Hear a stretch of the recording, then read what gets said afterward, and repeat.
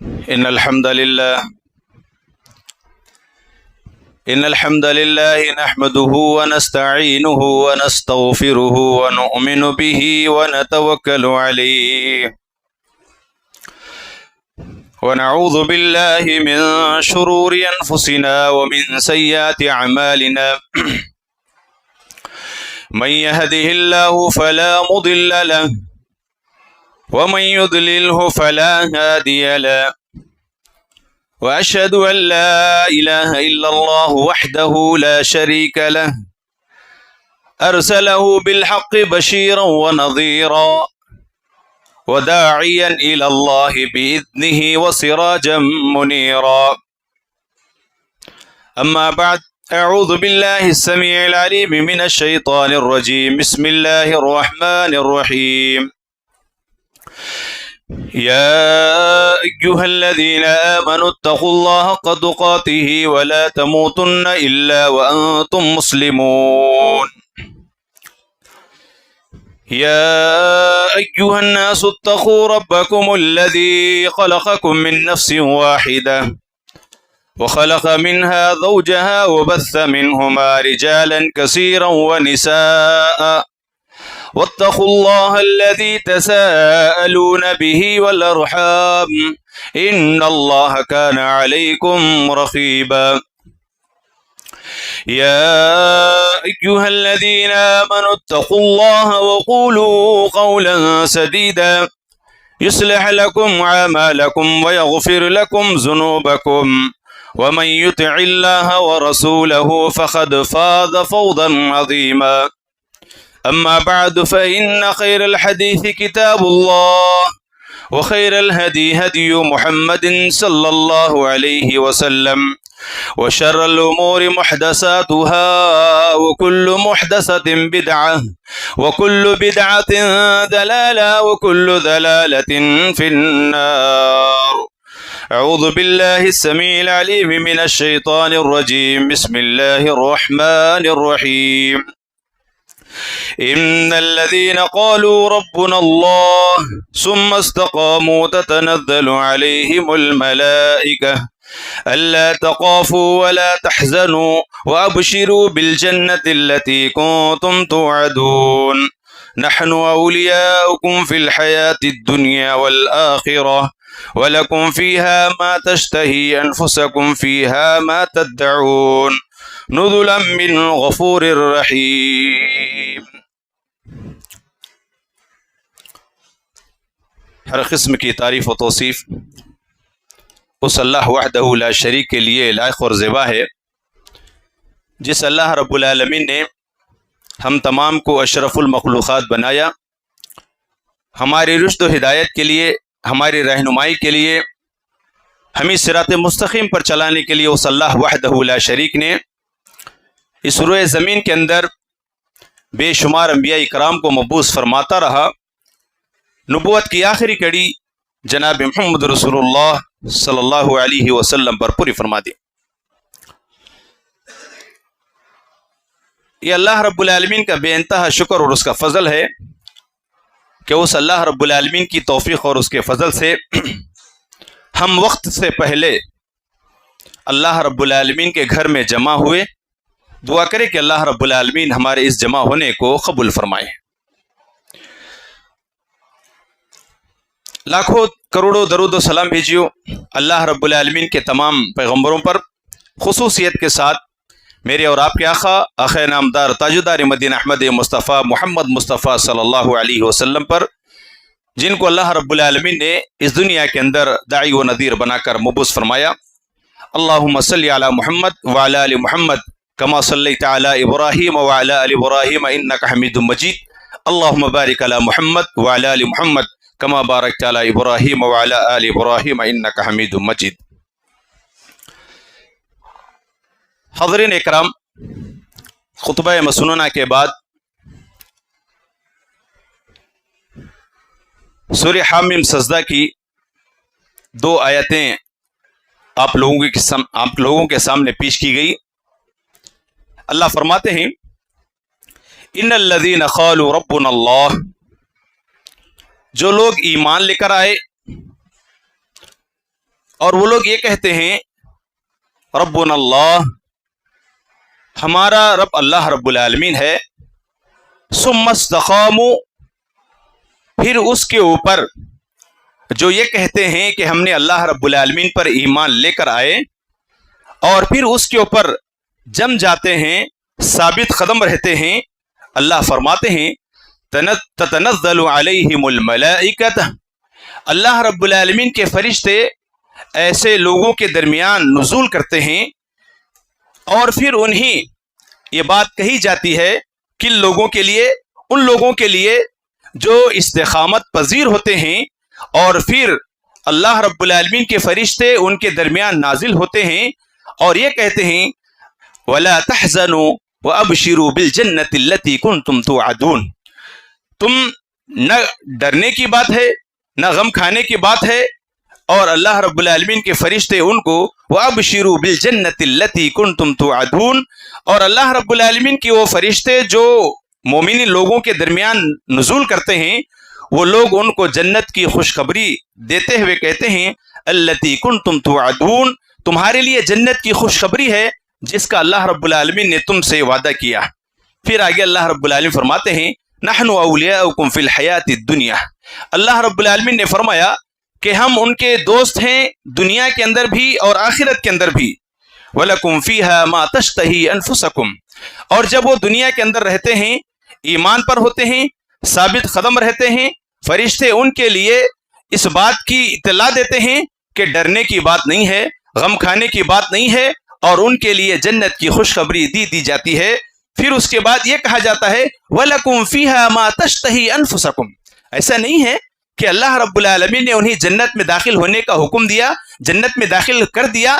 پھر اللہ رب العالمین نے کہا کہ جنت کے اندر جو چیزیں انسان چاہے گا، جو چیزیں چاہے گا ما تشتہی انفسکم، تو ان کا نفس جو چیزیں جنت میں چاہے گا وہ ساری کی ساری چیزیں اللہ رب العالمین انہیں عنایت فرمائیں گی، فیہا ما تدعون، جس کا تم سے وعدہ کیا گیا، نزلا من غفور الرحیم، یہ ساری کی ساری باتیں کس کی طرف سے ہیں؟ اس اللہ رب العالمین کی طرف سے ہیں جو غفور ہے اور رحیم ہے۔ تو حضرات، پڑھی گئی آیت کریمہ کا ایسا ترجمہ پیش کیا گیا جو ہمارے چھوٹی سی آسان سی زبان کے اندر اس چیز کو ہم سمجھ سکیں۔ تو ان دو آیتوں کے اندر اللہ رب العالمین نے استقامت فی الدین، استقامت فی العبادہ کہا گیا، یعنی کہ ہم دین کے اندر بھی استقامت پر رہیں اور اسی طرح سے عبادت کے اندر بھی استقامت پر رہیں۔ جب ہم دین پر استقامت رہتے ہیں تو ایسی صورت میں عبادتوں کے اندر استقامت پذیر ظاہری بات ہونا ہی ہونا ہے، اور اگر دین کے اندر تھوڑا اگر بگاڑ پیدا ہو جاتا ہے تو ایسی صورت میں عبادتوں کے اندر بھی وہ بگاڑ پیدا ہوتا ہے۔ اس کا عینی مشاہدہ ہم کرتے آ رہے ہیں، اس کا عینی مشاہدہ ہم کرتے آ رہے ہیں۔ عبادت کے تعلق سے انشاءاللہ العزیز خطبے کے آخری حصے میں انشاءاللہ العزیز باتیں بیان کی جائیں گی۔ تو حاضرین اکرام، سوال یہ ہے کہ استقامت کسے کہتے ہیں؟ استقامت کسے کہتے ہیں؟ اور یہی سوال حضرت سفیان بن عبداللہ الثقفی رضی اللہ تعالیٰ عنہ نے اللہ کے نبی جناب محمد رسول اللہ صلی اللہ علیہ وسلم سے کیا تھا۔ وہ سوال کیا تھا؟ سوال یہ تھا قلت یا رسول اللہ صلی اللہ علیہ وسلم قل لی فی الاسلام قولا لا اسأل عنہ عندک، اے اللہ کے نبی صلی اللہ علیہ وسلم، میں آپ سے ایسا سوال کر رہا ہوں اور پھر اس کے بعد مجھے اس بات کی حاجت پیش نہ آئے کہ میں پھر کسی اور کو اس کے بارے میں سوال کروں۔ اللہ کے نبی صلی اللہ علیہ وسلم سے اسلام کے تعلق سے ان کا سوال جو یہ تھا، تو ایسی صورت میں اللہ کے نبی صلی اللہ علیہ وسلم نے ان کا جواب دیتے ہوئے فرماتے ہیں قال رسول اللہ صلی اللہ علیہ وسلم قل آمنت باللہ ثم استقم،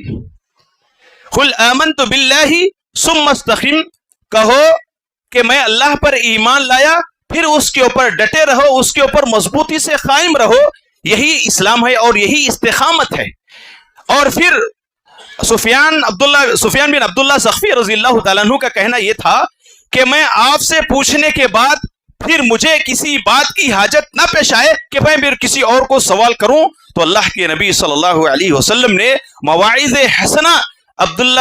سفیان بن عبداللہ ثقفی رضی اللہ تعالیٰ عنہ کے سامنے پیش کیا، کہا قل آمنت باللہ ثم استقم، کہ کہو میں اللہ رب العالمین پر ایمان لایا پھر اس کے اوپر ڈٹ جاؤ، یہی دین ہے، یہی دین ہے اور یہی استقامت ہے اور یہی دین کے اندر استقامت پذیر ہے۔ تو حضرات اگر آج ہم دیکھتے ہیں آسانی سے ہم نے کلمہ لا الہ الا اللہ تو پڑھ لیا ہے، آسانی سے ہم نے کلمہ لا الہ الا اللہ پڑھ لیا ہے، لیکن اس کلمے کے لیے کبھی بھی ہم نے اپنے جسموں کو اذیت نہیں پہنچائی، کبھی ہمارے جسموں کو اذیت نہیں پہنچائی گئی، کبھی ہمیں پریشانی نہیں ہوئی، کبھی ہمیں مصائب اور مشکلات کا سامنا نہیں کرنا پڑا۔ مان کر چلیے اللہ رب العالمین کی طرف سے ہمارے اوپر تھوڑا برابر امتحان ہوتا ہے، تھوڑا برابر آزمائش ہوتی ہے، تو ایسی صورت میں دین کے اوپر ہمارا ڈگمگانا شروع ہو جاتا ہے اور ہم یہ سوچتے ہیں کہ کیا واقعی میں مسلمان ہوں، کلمہ لا الہ الا اللہ میں پڑھ رہا ہوں، اس کے باوجود بھی مصائب اور مشکلات کا سامنا مجھے کرنا پڑا ہے، مصائب اور مشکلات کا سامنا مجھے کرنا پڑا ہے اور مصائب اور مشکلات میں جھیل رہا ہوں، کیا یہی دین ہے؟ تو محترم حضرات جب ہم اللہ رب العالمین کی ذات پر ایمان لاتے ہیں تو ایسی صورت میں اس کے اوپر ہم ڈٹ کر رہنا چاہیے، اس کے اوپر ثابت قدم رہنا چاہیے۔ دنیا کے کتنے بھی مصائب اور مشکلات کیوں نہ آئے، دنیا کے کتنے بھی امتحان کیوں نہ آئے، دنیا کی کتنے بھی آزمائشیں کیوں نہ آئے، ان سارے چیزوں کا مقابلہ کرتے ہوئے دین پر اس طرح سے ہم ثابت قدم رہنا چاہیے کہ ذرا برابر بھی ہم دین سے ہٹے نہیں اور ذرا برابر بھی ہمارے دل سے ایمان نہ نکلے اور ذرا برابر بھی ہمارے دل سے ایمان کا خارج نہ ہو۔ حضرت سفیان بن عبداللہ ثقفی رضی اللہ تعالیٰ عنہ کا جو سوال تھا، اللہ کے نبی صلی اللہ علیہ وسلم نے جواب دیا، کہا قل آمنت باللہ ثم استقم، کہو کہ میں اللہ رب العالمین پر ایمان لایا اور اسی کے اوپر ثابت قدم رہو۔ حضرات اس بات کو جاننے کے لیے اور اگر ہم صحابہ کرام کی زندگیوں کو دیکھتے ہیں تو صحابہ کرام کی وہ زندگیاں بہت سارے مصائب اور مشکلات سے پڑی ہوئی ہیں، جن میں سے ایک صحابی رسول جن کا اکثر تذکرہ کیا جاتا ہے وہ حضرت بلال رضی اللہ تعالیٰ عنہ، وہ حضرت بلال رضی اللہ تعالیٰ عنہ۔ حضرت بلال رضی اللہ تعالیٰ عنہ حبشی کالے کلوٹے اور ایک امیہ بن خلف کے وہ غلام ہیں، اور جب انہیں معلوم ہوا کہ مکہ کے اندر ایک نبی جن کو محمد بن عبداللہ کہا جاتا ہے وہ آیا ہے اور ایک دین لے کر آیا ہے، اور ایسا دین لے کر آیا ہے جو مساوات پیدا کرتا ہے، جو کالے اور گورے کے درمیان کوئی مساوات نہیں ہے، دونوں کے درمیان برابری ہے، اور وہ اللہ رب العالمین کی عبادت اور اس کی بندگی کی وہ دعوت دیتا ہے۔ حضرت بلال رضی اللہ تعالیٰ عنہ اسی تلاش میں تھے، وقت کی تلاش میں تھے کہ مجھے کب وقت ملے اور میں محمد صلی اللہ علیہ وسلم کا دیدار کروں اور ان کی باتوں کو میں سنوں۔ حضرت بلال رضی اللہ تعالیٰ عنہ کو موقع ملا اور اللہ کے نبی صلی اللہ علیہ وسلم کی خدمت میں حاضر ہوئے اور اللہ کے نبی صلی اللہ علیہ وسلم سے دین کی باتیں سیکھنے لگے، اور اللہ کے نبی صلی اللہ علیہ وسلم سے دین کی باتیں سیکھتے جا رہے ہیں اور ان کے اندر ایمان کی اتنی تازگی ہوتی جا رہی ہے اس کی کوئی انتہا نہیں ہے۔ اب تک وہ لات و عزا کی پرستش کرتے تھے، اب تک وہ لات و عزا کو اپنا معبود تسلیم کرتے تھے، اب تک اپنے دل کے اندر لات و عزا کی محبت تھی، لیکن جو ہی اللہ کے نبی جناب محمد رسول اللہ صلی اللہ علیہ وسلم کی خدمت میں حاضر ہوئے، وہاں پر اللہ کے نبی صلی اللہ علیہ وسلم کی زبانی دین کی باتیں حضرت بلال رضی اللہ تعالیٰ عنہ نے سنی، تو ایسی صورت میں ایمان، ان کا دل ایمان سے منور ہو گیا، ان کے دل کے اندر ایمان کی روشنی پیدا ہونے لگی اور لات و عزا سے نفرت پیدا ہونے لگی، اور پھر اس کے بعد اپنے آقا امیہ بن خلف کے پاس جاتے اور خدمت انجام دیتے ہیں۔ لیکن امیہ بن خلف کے اللہ کے نبی صلی اللہ علیہ وسلم کے پاس آنے جانے کا جب امیہ بن خلف کو معلوم ہوا کہ میرا غلام بلال محمد بن عبداللہ کے پاس جا رہا ہے اور اسے دین کی باتیں سیکھ رہا ہے اور دین کی باتیں حاصل کر رہا ہے، جب امیہ بن خلف کو معلوم ہوا تو بلال رضی اللہ تعالیٰ عنہ سے سوال کیا گیا، کہا کہ تمہارا ایمان لات و عزا پر نہیں ہے؟ کیا تمہارا ایمان اپنے آبا و اجداد کے دین پر نہیں ہے؟ کیا تمہارا ایمان لات و عزا پر نہیں ہے؟ حضرت بلال رضی اللہ تعالیٰ عنہ نے یہ کہا، اشہد ان لا الہ الا اللہ واشہد ان محمدا عبدہ ورسولہ، میں اللہ کے نبی جناب محمد رسول اللہ صلی اللہ علیہ وسلم پر ایمان لا چکا ہوں، اور اس ایمان سے مجھے دنیا کے کوئی مصائب اور مشکلات مجھے نہیں ہٹا سکتے۔ حضرات، کہنے کو بہت آسان ہے، سننے کے لیے بہت آسان ہے۔ جب امیہ بن خلف کو معلوم ہوا کہ بلال کے دل کے اندر ایمان سرایت کر گیا ہے اور وہ ایمان سے ہٹنے والا نہیں ہے، آزمانے کے لیے اور اس ایمان سے ہٹانے کے لیے بلال رضی اللہ تعالیٰ عنہ کو بہت ساری مصائب اور مشکلات دینے شروع کر دی۔ حضرت بلال رضی اللہ تعالیٰ عنہ کو امیہ بن خلف نے بہت سارے مصائب اور مشکلات دینا شروع کر دیے۔ مصائب اور مشکلات ہلکے نہیں تھے میرے دوستو۔ آج یہ جو تپتی ہوئی دھوپ دکھائی دے رہی ہے، اس کے اندر ہمارا کوئی ایسا کوئی ویکتی اور فرد نہیں ہے کہ 1 گھنٹہ اس کے اندر اپنے آپ کو تپائے، اس گرمی کو وہ برداشت نہیں کر سکتا۔ اس سے بھی کہیں زیادہ اس کی ڈگری جو دھوپ کی تھی، اور دھوپ کے ساتھ میں انگار کے کوئلے جلائے گئے، اور حضرت بلال رضی اللہ تعالیٰ عنہ کو اس انگار کے کوئلے کے اوپر لیٹا دیا گیا تاکہ دین سے پھیر جائے۔ امیہ بن خلف حضرت بلال رضی اللہ تعالیٰ عنہ کو ان کوئلوں پر لیٹا دیا جاتا۔ اس کوئلے کی گرماہٹ ایسی تھی کہ جس سے ان کی چمڑی جل گئی، ان کا گوشت جل گیا، ان کی چربی جل گئی، ہڈی جلنا باقی ہے، لیکن وہ انگارے نرم گرم ہو گئے اور وہ انگارے ٹھنڈے ہو گئے، اور حضرت بلال رضی اللہ تعالیٰ عنہ کے ایمان کے اندر ذرا برابر بھی کمی واقع نہیں ہوئی۔ امیہ بن خلف یہ اذیتیں دیتا، یہ پریشانی ان کو دیتا۔ یہ پریشانی دینے کے بعد امیہ بن خلف بلال رضی اللہ تعالیٰ عنہ سے یہ پوچھتا، اے بلال، کیا ابھی بھی محمد بن عبداللہ کا دین تمہیں پسند ہے؟ کیا ابھی بھی تم محمد بن عبداللہ کے دین کو پسند کرتے ہو؟ حضرات، کہنے کو اور سننے کو بہت آسان ہے، لیکن بلال رضی اللہ تعالیٰ عنہ نے کہا، آمنت باللہ ثم استقیم، کہ میں اللہ رب العالمین پر اور اللہ کے نبی صلی اللہ علیہ وسلم پر ایمان لا چکا ہوں۔ یہ دنیا کے مصائب، یہ دنیا کی مشکلات، یہ دنیا کی اذیتیں میرے ایمان سے مجھے کمزور نہیں کر سکتے اور مجھے میرے ایمان سے ہٹا نہیں سکتے۔ یہ ہے استقامت اور یہ ہے دین۔ لیکن محترم حضرات، آج ہمارے ایمان کا جائزہ ہم خود لیں، ہمارے اپنے ایمان کا جائزہ ہم خود لیں۔ کیا واقعی ہمارے دلوں کے اندر ایمان ہے؟ کیا آج ہمارے دلوں کے اندر ایمان کی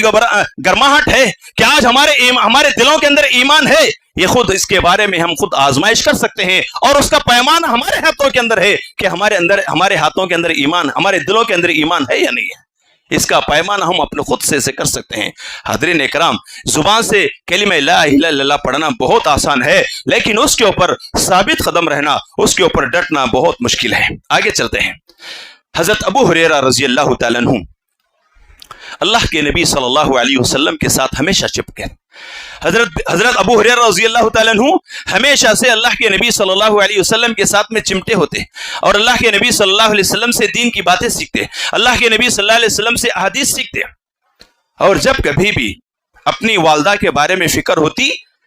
تو اپنی والدہ کے پاس جاتے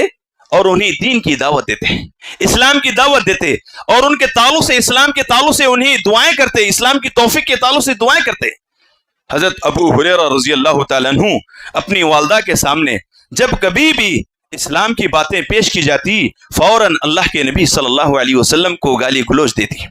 ابو ہریرہ رضی اللہ تعالیٰ عنہ حضرت ابو ہریرہ رضی اللہ تعالیٰ عنہ کی والدہ محترمہ اللہ کے نبی صلی اللہ علیہ وسلم کو گالیاں دیتی، جس کی وجہ سے حضرت ابو ہریرہ رضی اللہ تعالیٰ عنہ کو بہت زیادہ غم ہوتا ہے، بہت زیادہ تکلیف ہوتی کہ میری وجہ سے اللہ کے نبی صلی اللہ علیہ وسلم کو گالیاں دی جا رہی ہیں،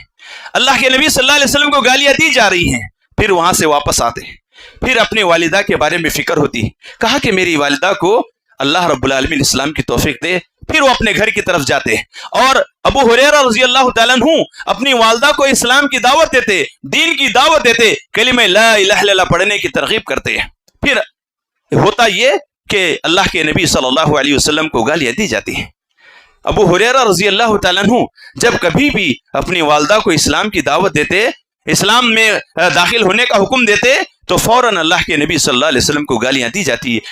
یہ سن کر ابو ہریرہ رضی اللہ تعالیٰ عنہ کو کافی دکھ ہوتا، اور اللہ کے نبی صلی اللہ علیہ وسلم کے پاس ابو ہریرہ رضی اللہ تعالیٰ عنہ رہتے ہوئے پہنچتے ہیں۔ کہا اللہ کے نبی صلی اللہ علیہ وسلم، میری والدہ ابھی بھی کفر کی حالت میں ہے، ابھی اس نے دائرہ اسلام کو قبول نہیں کیا، لیکن میرا دل یہ چاہتا ہے کہ میری والدہ دار اسلام کے اندر داخل ہو جائے۔ اللہ کے نبی صلی اللہ علیہ وسلم جب بھی میں اسلام کی دعوت دیتا ہوں، اسلام کی دعوت ان کے سامنے پیش کرتا ہوں، اللہ کے نبی صلی اللہ علیہ وسلم تکلیف اس بات کی ہے کہ وہ آپ کو گالیاں دیتی ہے، اور میں دائرہ اسلام کے اندر داخل ہوں، میں آپ پر ایمان لا چکا ہوں، اور مجھے اس بات کا گوارا نہیں ہے کہ میں اپنے کانوں سے اللہ کے نبی صلی اللہ علیہ وسلم کو گالیاں دیتا ہوا سنوں۔ محترم حضرات، یہ ایمان ہے، یہ ایمان ہے کہ ایک بندہ مومن جس کا کلمہ پڑھ لیتا ہے اس کے تعلق سے برا بھلا سننا بھی گوارا نہیں کرتا۔ اللہ کے نبی صلی اللہ علیہ وسلم سے ابو ہریرہ رضی اللہ تعالیٰ عنہ یہ عرض کرتے ہیں، اللہ کے نبی صلی اللہ علیہ وسلم آپ دعا کر دیجئے کہ اللہ رب العالمین میری والدہ کو اسلام کی توفیق بخشے، اللہ رب العالمین میری والدہ کو اسلام کی توفیق بخشے۔ اللہ کے نبی صلی اللہ علیہ وسلم دعا کے لیے ہاتھ اٹھاتے ہیں اور یہ دعا کرتے ہیں کہ اللہ رب العالمین ابو ہریرہ کی والدہ کو اللہ رب العالمین اسلام کی توفیق بخشے، اے اللہ رب العالمین ابو ہریرہ کی والدہ کو اسلام کی توفیق دے۔ اللہ کے نبی صلی اللہ علیہ وسلم ادھر دعا کر رہے ہیں، اللہ رب العالمین ان کے دل کے اندر اسلام کی توفیق بخش رہا ہے۔ ابو ہریرہ رضی اللہ تعالیٰ عنہ کو اللہ کے نبی صلی اللہ علیہ وسلم نے کہا کہ تم اپنے گھر کی طرف جاؤ۔ ابو ہریرہ رضی اللہ تعالیٰ عنہ اپنے گھر کی طرف پہنچے، دروازے کے قریب پہنچے، والدہ نے کہا کہ اے بیٹے رک جاؤ۔ ابو ہریرہ رضی اللہ تعالیٰ عنہ دروازے کے قریب ٹھہرے، سن رہے ہیں کہ والدہ محترمہ غسل کر رہی ہے، پانی کی آواز آ رہی ہے، سمجھے کہ وہ غسل کر رہی ہے۔ جو ہی غسل سے فارغ ہو گئی، قمیص پہنی، چادر اوڑھی اور دروازہ کھولا، کہا کہ بیٹا آج میں اس اسلام کو قبول کرتی ہوں جس اسلام کے تعلق سے تو ایک زمانے تک مجھے اسلام کی دعوت دیتا رہا، لیکن اللہ رب العالمین کی توفیق مجھے یہ ہوئی ہے۔ ابو ہریرہ رضی اللہ تعالیٰ عنہ کے سامنے ان کی والدہ محترمہ یہ پڑھتی ہے، اشہد ان لا الہ الا اللہ واشہد ان محمدا عبدہ ورسولہ۔ تو محترم حضرات، کلمہ لا الہ الا اللہ زبان سے پڑھ لینا آسان ہے، لیکن اس کے اوپر ثابت قدم رہنا بہت زیادہ دشواری ہے، بہت زیادہ مشکلات کا سامنا ہے۔ حضرین اکرام، جس طرح سے دین کے اندر ثابت قدم رہنا ہے، اسی طرح سے جس دل کے اندر ایمان کی اتنی زیادہ توفیق ہوتی ہے، ایمان اتنا زیادہ مضبوط ہوتا ہے، تو ایسی صورت میں وہ انسان عبادتوں کے اندر بھی وہ انسان اتنا ہی زیادہ مضبوط ہوتا ہے۔ حضرات، اس بات کا اندازہ ہم اس طرح سے لگا سکتے ہیں کہ ابھی ہمارے درمیان ایک بابرکت مہینہ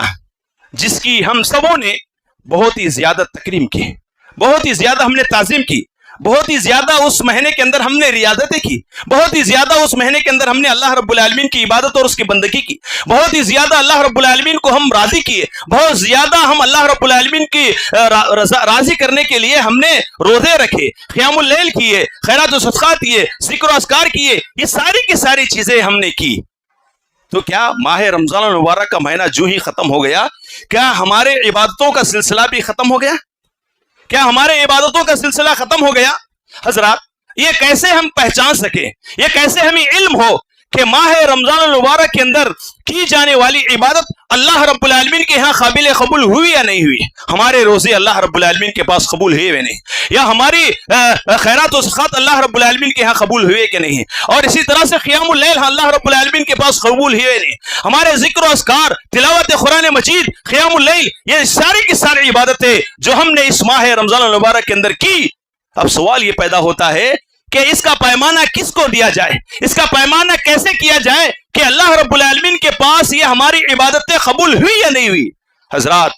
آج کے خطبہ جمعہ کے اندر آپ کو میں پیمانہ دے کر جا رہا ہوں، آپ کے اندر پیمانہ دے کر جا رہا ہوں کہ ماہ رمضان المبارک کے اندر کی جانے والی عبادت اللہ رب العالمین کے ہاں قابل قبول ہوئی یا نہیں ہوئی؟ ہر انسان اپنے سے اس کا معائنہ کر سکتا ہے، وہ اپنے سے اس کا پیمانہ کر سکتا ہے۔ جس طرح سے اس عبادت کے اندر استقامت تھی ماں بقیہ 11 مہینوں کے اندر، اگر آدمی کے اندر استقامت برپا ہوتی ہے، استقامت قائم رہتی ہے، تو اس مان کر چلیے کہ ماہ رمضان المبارک کے اندر کی جانے والی عبادت اللہ رب العالمین کے ہاں قابل قبول ہے۔ ورنہ ایسا نہیں ہے کہ ماہ رمضان المبارک کا مہینہ آیا، ہم نے عبادتیں کی، ماں بقیہ 11 مہینوں کے اندر ہم عبادتوں سے غافل رہے۔ اللہ کیا فرماتے ہیں؟ اللہ رب العالمین نے کہا وَاعْبُدْ رَبَّكَ حَتَّى يَأْتِيَكَ الْيَقِينُ، वअबुद रब्बक हत्ता यातियकल यकीन, कि अल्लाह रब्बुल आलमीन की इबादत और उसकी बंदगी कब तक करनी चाहिए? अल्लाह रब्बुल आलमीन ने कहा वअबुद रब्बक हत्ता यातियकल यकीन, कि अल्लाह रब्बुल आलमीन की इबादत और उसकी बंदगी उस वक्त तक करनी चाहिए जब तक हमें मौत वाक़ई नहीं होती। क्या रमजान के बाद हमारे ऊपर मौत वाक़ई हुई जिसकी वजह से हम इबादतें करना छोड़ दिए, जिसकी वजह से हम इबादतें करना छोड़ दिए? माह रमजान मुबारक का जो माहौल था, आज वो माहौल हमारे मसाजिदों में देखने को नहीं मिलता।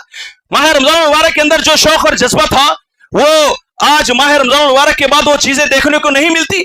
तो मोहतरम हजरात, जिस अल्लाह रब्बुल आलमीन की बंदगी माह रमजान मुबारक के अंदर की जाती है, वो अल्लाह रब्बुल आलमीन माँ बाकिया 11 महीनों का भी रब है, वो माँ बाकिया 11 महीनों का भी वो रब है। तो मोहतरम हजरात, अगर हम अहदीस का मुताला करते हैं तो ये बात हमें मालूम होती है कि इबादत और बंदगी के अंदर सहाबा और सहाबियात का ये अमल था कि उसके अंदर हमेशा वो बाकी रखा करते थे और उस इबादत के अंदर हमेशा वो इख्तियार करते थे। एक हदीस मैं आप लोगों के सामने पेश करने जा रहा हूँ। वान उम्मे हबीबा रज़ियल्लाहु तआला अन्हा क़ालत क़ाल रसूलुल्लाह सल्लल्लाहु अलैहि वसल्लम मा मिन अब्दिन युसल्ली लिल्लाहि कुल्ल यौमिन 12 रकातन ततव्वुअन गैर फरीज़तिन इल्ला बनल्लाहु लहु बैतन फिल जन्नह। उम्मे हबीबा रज़ियल्लाहु तआला अन्हा से रिवायत है, वो फरमाती हैं कि मैंने अल्लाह के नबी जनाब मोहम्मद रसूलुल्लाह सल्लल्लाहु अलैहि वसल्लम को ये कहते हुए सुना। क्या कहते हुए सुना? अल्लाह के नबी सल्लल्लाहु अलैहि वसल्लम फरमाते हैं कि अगर कोई बंदा मोमिन, अगर कोई बंदी दिन में 12 रकात सुन्नत मुअक्कदा अदा करता है तो ऐसी सूरत में अल्लाह रब्बुल आलमीन उसके लिए जन्नत के अंदर एक बहुत बड़ा महल बना देते हैं।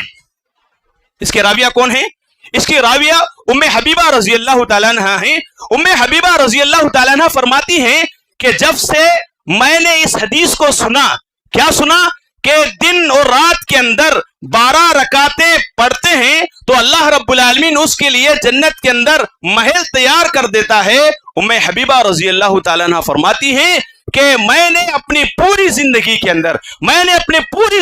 अंदर इन 12 रकातों से, इन 12 रकातों को मैंने कभी भी तर्क नहीं किया, इन 12 रकातों को मैंने कभी भी तर्क न कर दिया। हजरात जरा गौर कीजिए, सुन्नत मुअक्कदा का हाल ये है कि उन्होंने अपनी पूरी जिंदगी के अंदर इन 12 रकातों को उन्होंने नहीं छोड़ा, तो फराइज का क्या अंजाम हो सकता है, फराइज की क्या कैफियत हो सकती है? तो बरे कैफ फिर उसके बाद होता है, वो फरमाते हैं मा तरक्तुहुन्ना मुंदु समिअतु रसूलुल्लाह सल्लल्लाहु अलैहि वसल्लम। उम्मे हबीबा रज़ियल्लाहु तआला अन्हा फरमाती हैं कि जब से मैंने अल्लाह के नबी सल्लल्लाहु अलैहि वसल्लम को ये फरमाते हुए सुना, उस वक्त से लेकर आज तक मुझसे कभी भी ये 12 रकातें खत्म नहीं हुई, यहीं पर नहीं है। फिर उसके बाद हजरत अंबदा रज़ियल्लाहु तआला अन्हा फरमाते हैं कि जब से मैंने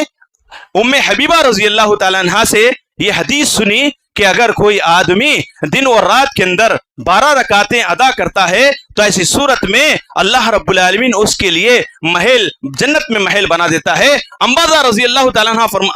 फरमाते हैं कि मैंने अपनी पूरी जिंदगी के अंदर इन 12 रकातों को मैंने कभी भी नहीं छोड़ा। फिर उसके बाद फरमाते हैं कि हजरत अंबज़ा रज़ियल्लाहु तआला अन्हु से रिवायत किया उनके शागिर्द अमर बिन औस रज़ियल्लाहु तआला अन्हु। हजरत अमर बिन औस रज़ियल्लाहु तआला अन्हु फरमाते हैं कि जब से मैंने मेरे उस्ताद मोहतरम अंबज़ा रज़ियल्लाहु तआला अन्हु से जब ये मैंने हदीस सुनी, फिर उसके बाद से लेकर आज तक मैंने कभी भी इन 12 रकातों को मैंने नहीं छोड़ा। फिर उसके बाद हजरत अमर बिन औस रज़ियल्लाहु तआला अन्हु से उनके शागिर्द नौमान बिन सालिम बयान करते हैं कि जब से मैंने मेरे उस्ताद अमर बिन औस रज़ियल्लाहु तआला अन्हु को फरमाते सुना, तो ऐसी सूरत में मैंने अपनी पूरी जिंदगी के अंदर इन 12 रकातों को मैंने नहीं छोड़ा। तो मोहतरम हजरात, कितने नस्लें हैं?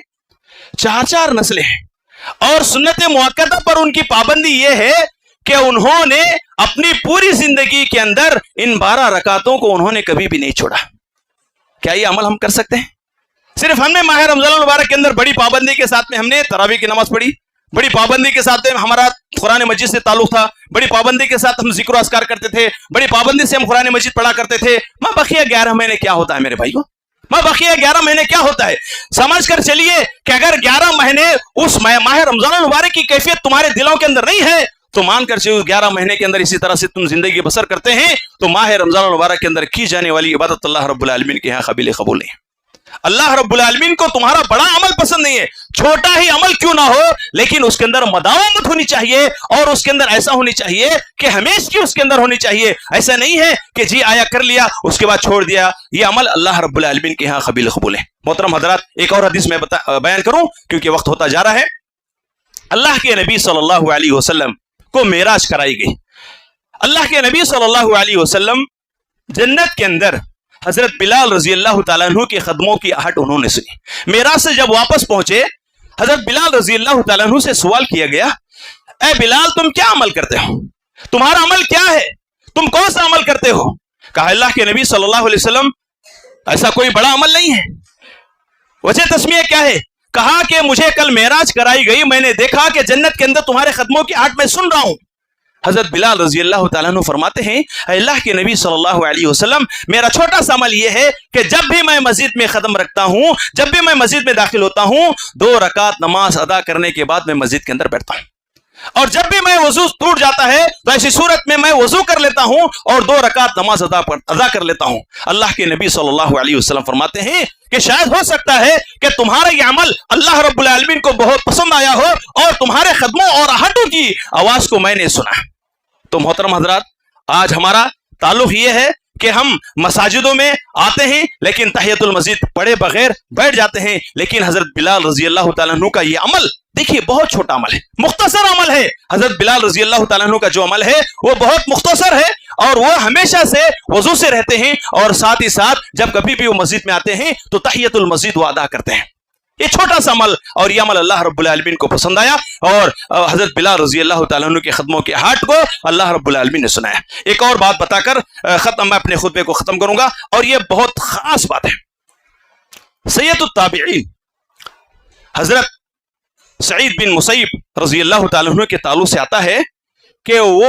اپنی پوری زندگی کے اندر یعنی 40 سال تک انہوں نے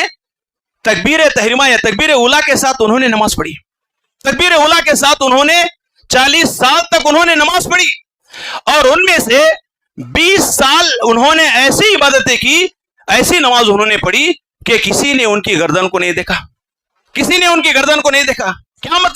مطلب یہ ہے کہ تکبیر اولیٰ کے ساتھ میں انہوں نے 40 سال تک نماز پڑھی، اور 20 سال ان میں سے ایسے ہیں کہ صف اول کو وہ صف اول کے بڑے پابند تھے، بڑے صف اول کے پابند تھے، یعنی کہ صف اول میں جب کھڑے ہیں تو ایسی صورت میں وہ یا سامنے کسی کی گردن کو انہوں نے دیکھا، یعنی کہ صف اول کے اندر انہوں نے نماز کی پابندی کی۔ تو محترم حضرات، یہ وہ عبادت ہے جس عبادتوں کے اندر انسان کو ثابت قدم رہنی چاہیے۔ جس طرح سے ہم نے ماہ رمضان المبارک کے اندر عبادتیں کی ہیں، ماں بقیہ 11 مہینوں کے اندر بھی اسی طرح سے ہمارے عبادتوں کا شوق ہونی چاہیے، تب جا کر اللہ رب العالمین کے یہاں ہماری عبادتیں قبول ہوتی ہیں، اور ہماری عبادت کے اندر مداومت ہونی چاہیے اور ہمیشہ کی ہونی چاہیے۔ ایسا نہیں ہے کہ جی میں آیا کر لیا ورنہ چھوڑ دیا، ایسے عبادت اللہ رب العالمین کے یہاں قابل قبول نہیں ہے۔ آخر میں اللہ رب العالمین سے دعا کرتا ہوں کہ اللہ رب العالمین کہنے والے کو کہنے زیادہ، سننے والے کو سننے زیادہ اللہ رب العالمین ہمیں عمل کی توفیق عطا فرما دے۔ اللہ رب العالمین ماہ رمضان المبارک کے اندر جو عبادتیں ہم نے کی ہیں، اللہ رب العالمین ان عبادتوں کو تو قبول فرما دے۔